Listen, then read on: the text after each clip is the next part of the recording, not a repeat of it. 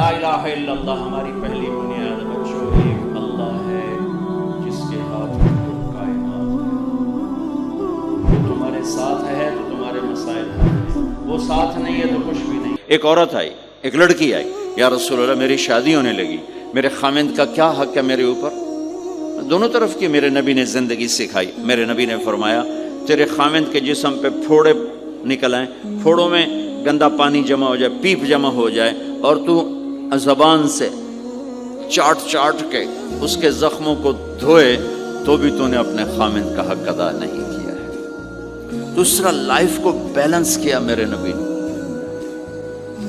کہ ایک گھر کیسے چلتا ہے اور کس طرح خوبصورت بنتا ہے، وہ میرے نبی کے اخلاق ہیں. آپ سب سے ایک بات کرتا ہوں، برداشت کرنا سیکھ لیں، زندگی خوبصورت ہو جائے. صرف سارے اخلاق کو میں جمع کروں ایک لفظ میں، برداشت، اور اس کو شریعت میں صبر. صبر کرنا سیکھ لیں، زندگی خوبصورت ہو جائے گی.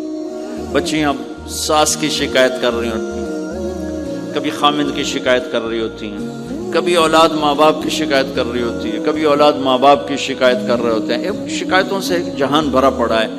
آپ شکایتوں کو دفن کر کے ہونٹ سی لیں.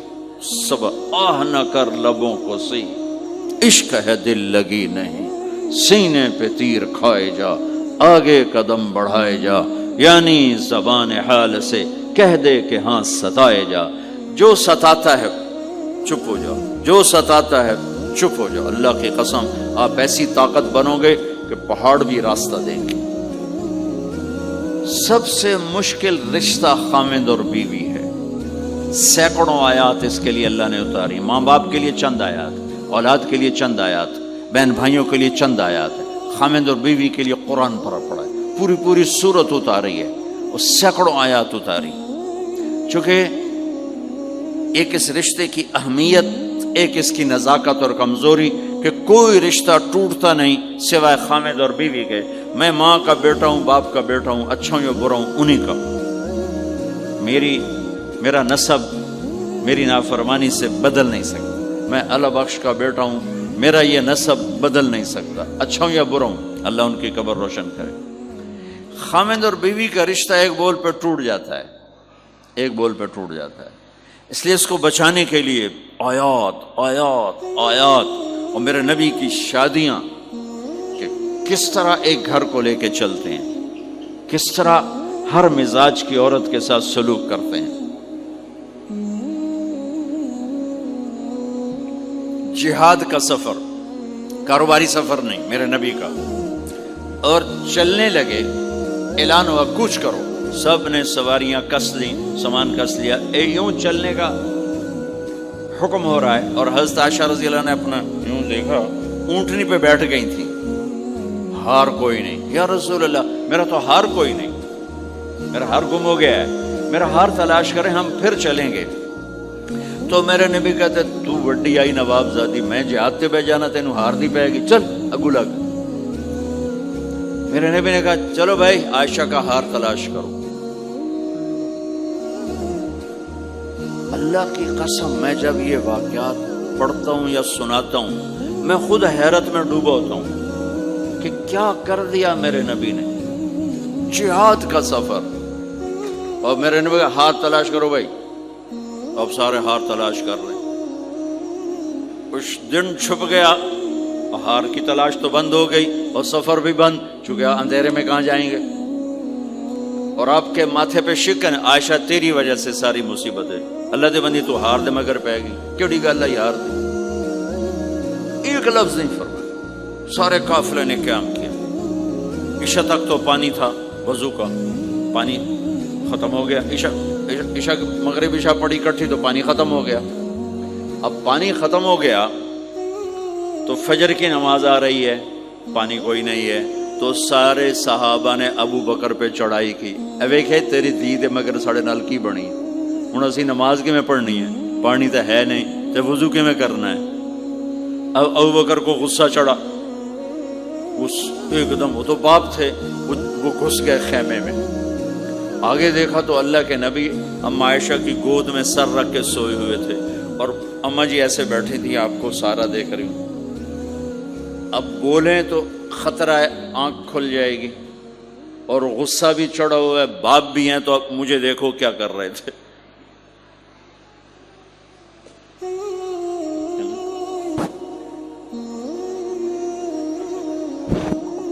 جو تو پھر یوں زور سے انگلی بیٹی کے نا یہاں پہلے یوں کرتے ہیں، پھر ایسے ماری زور سے. وہ کہنے لگے میں ایسے سخت ہو گئی تاکہ میں ایسے نہ ہوں کہ اگر میں تھوڑا حرکت کی تو اللہ کے نبی کی آنکھ کھل جائے گی. تو ماری گا ٹھا ٹھا ٹھا، وہ منہ سے کہہ رہے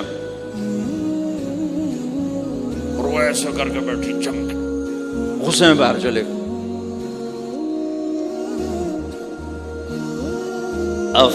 آپ کی آنکھ کھلی فجر پر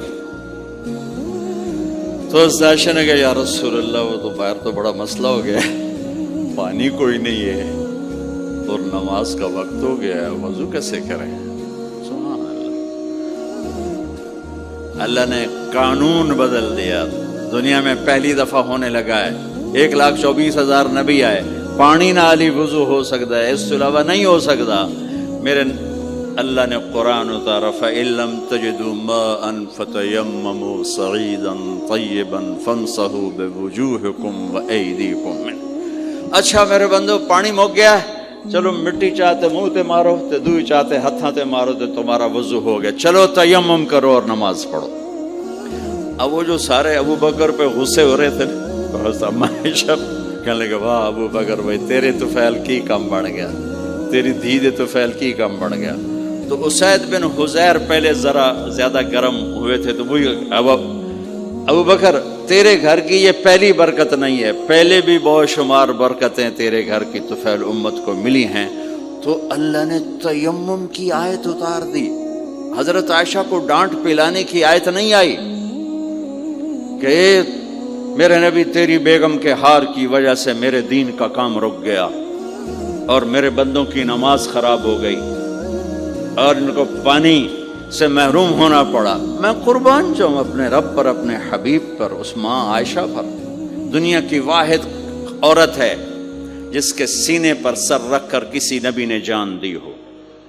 1,24,000 نبیوں میں سے کوئی نہیں ہے جس کا سر بیگم کے سینے اور ٹھوڑی کے درمیان ہو اور اس کی جان اللہ نے نکالی ہو. واحد میرے آپ کے مات فی سحری و نحری، سحری و نحری، سحری و کہ میرے چونکہ آپ ایسے بیٹھے تھی اور حبیب پاک آپ کے سینے پر یوں دراز تھے، نیم دراز تھے، اور آپ کا سر مبارک ٹھوڑی کے ساتھ لگ رہا تھا، ٹھوڑی کے ساتھ یہ جگہ یہاں لگ رہی تھی اور باقی یہاں تھی.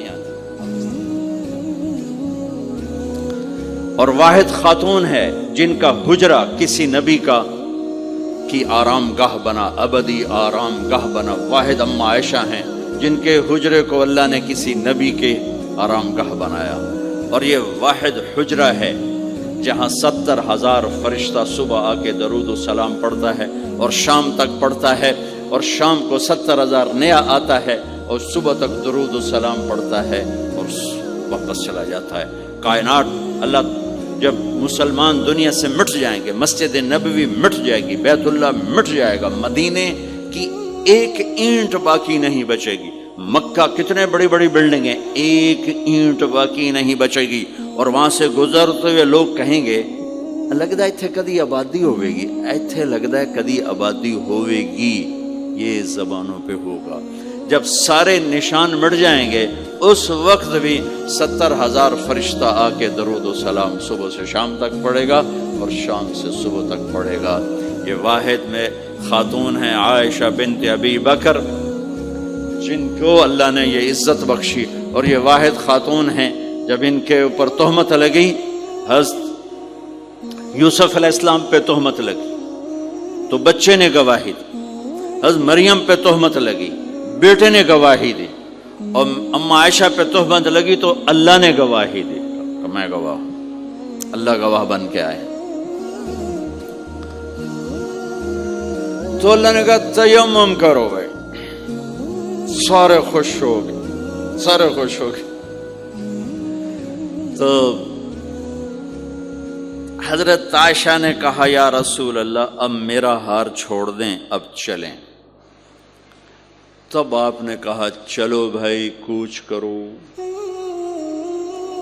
اس سے زیادہ کوئی دلداری کا واقعہ پیش کر سکتا ہے؟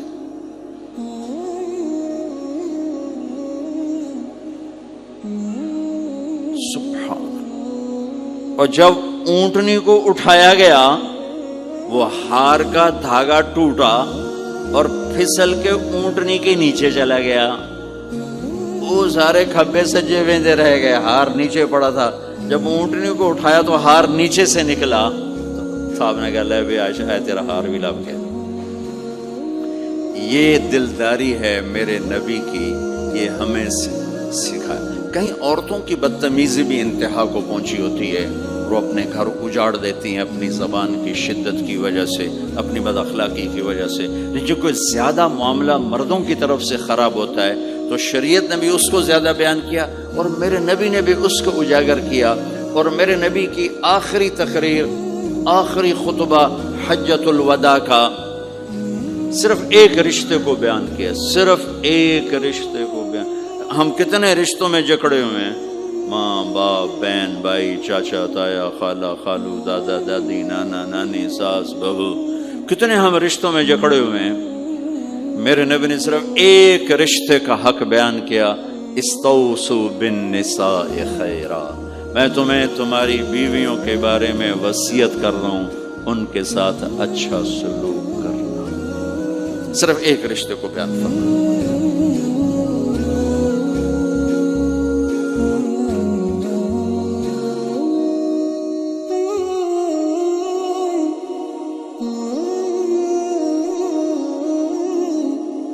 Oh